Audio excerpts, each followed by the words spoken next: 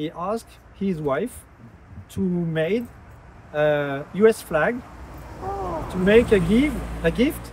Ces descendantes du vétéran John Green, né en 1922 et mort en 1990, sont revenus sur les pas de leur père et grand-père avec beaucoup d'émotion.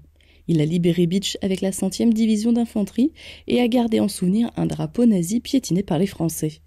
Ses filles ont gardé le drapeau pendant plus de 30 ans avant de l'envoyer à l'espace mémoire.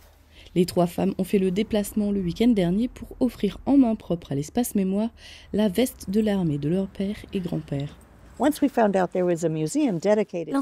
pour venir ici a été de découvrir qu'il y avait un musée dédié à la 100e division, encore plus que découvrir la ville de Beach.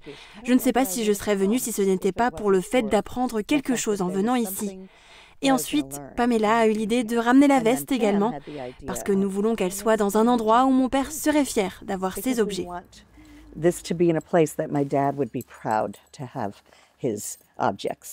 Elles ont appris beaucoup de choses durant leur séjour à Beach. Leur ennemi numéro 1 était en fait la neige, le froid et le gel. Et ils rampaient dans des tunnels, des tranchées, dans des températures négatives. Les histoires de mon père disant comment il fallait boire de l'eau depuis son casque deviennent réelles quand vous êtes au milieu de la forêt et que vous voyez les conditions dans lesquelles les soldats vivaient.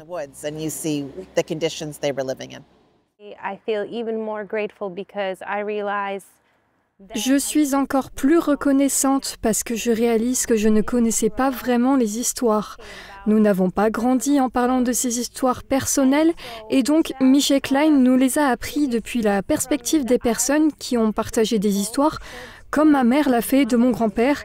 Et maintenant, j'ai vraiment l'impression que je peux aussi les partager avec mes enfants.